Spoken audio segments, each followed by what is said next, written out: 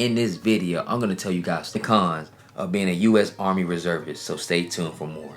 Reservists, as far as pay, you're not getting paid as much as active duty. So if you're trying to make this a livelihood, you're not going to be making much for the most part. You're only serving 3 days. Of course, you're going to have situations where, like, say, like AT and other stuff, where you're going to finally get active duty pay for 2 weeks or something like that. Or if you get a lot of jobs, a lot of people do AGR, which is kind of like reserve, like kind of like the middle ground between active duty. So they'll get the paycheck coming in, still the full-time benefit pay.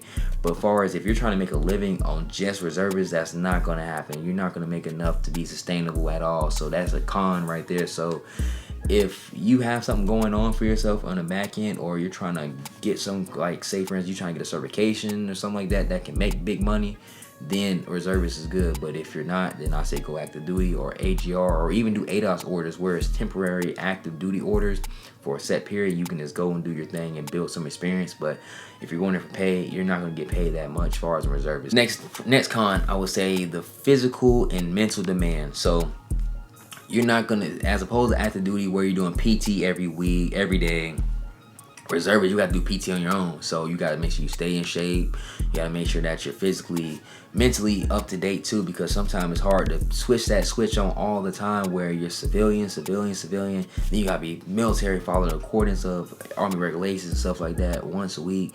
Say if you don't have a shaving profile, you got to shave every week, every month and stuff like that. It can be very annoying. And if you're not shaved, you got to do a ACFT.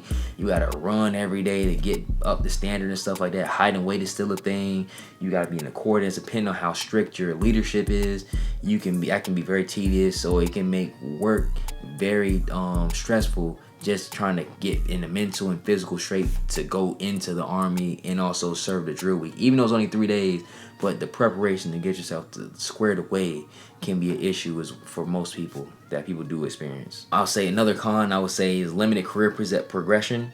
So I know a difference between active duty can be an issue because some places you can't get the same schools. It's hard to get into schools and stuff like that, like prominent schools. Like say if you want to do airborne, say if you want to do airsoft, say you want to be ranger, say you want to do like something high speed or something that's a real good school for you. It's kind of hard to kind of get into that from reserve because the budgeting doesn't take priority as much in reserve as opposed to active duty. So it's hard in advancement. Plus, say you're speaking from a lieutenant standpoint. Of course, in your unit, you can rise up to the rank, second lieutenant, first lieutenant, be a PL, stuff like that. But once you go to captain, you're going to have to find a vacancy somewhere in the Army.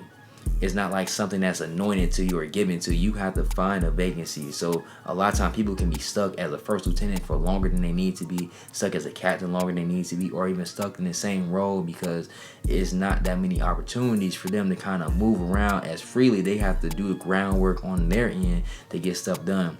And plus, the people in your unit is not full-time as well, so they're not going to be on top of stuff as well as an active duty person because they're doing it every day and they're doing this once a month. So you're going to have to take your career in your own hands to get things moving forward. If not, you're going to be in the back burner and behind the 8 ball, and you end up being below the zone on promotions and opportunities, stuff like that, when you could have just put things in your own hand and try to put yourself in the best position to be successful, which sometimes a lot of reservists do not do that, and they're really struggling to kind of rise above the ranks in their career. So I would say in the same breath, balancing the military and life balance. I know that can be a struggle on a lot of situations. So say if you are having a lot of family or something like that, you have to involve the military in all aspects of your life. So say if you got an opportunity to get a job in Wisconsin, but you're based in Georgia,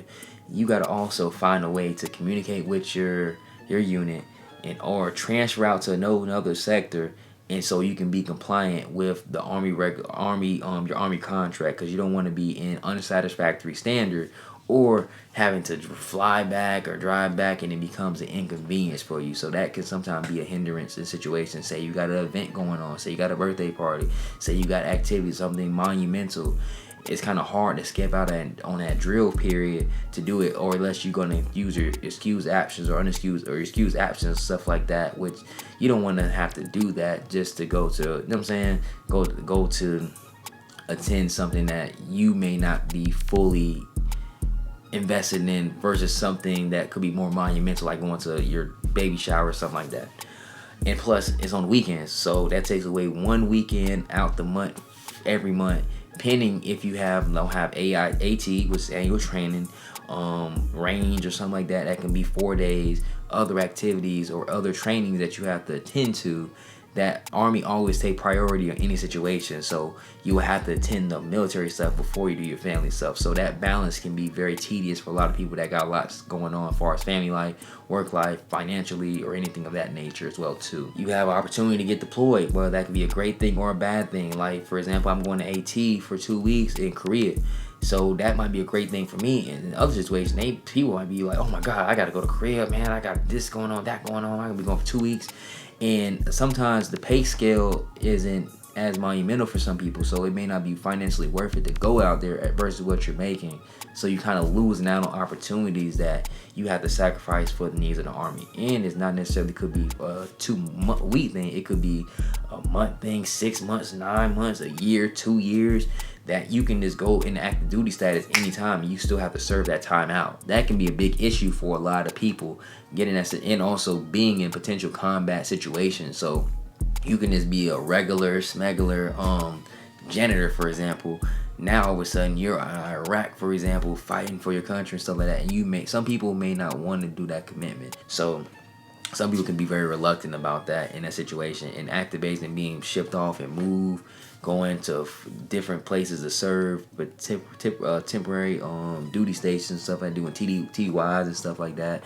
That can be, again, travel could be a big issue for a lot of people, and doing that could cause a lot of frustration and a lot of AWOLs and stuff like that.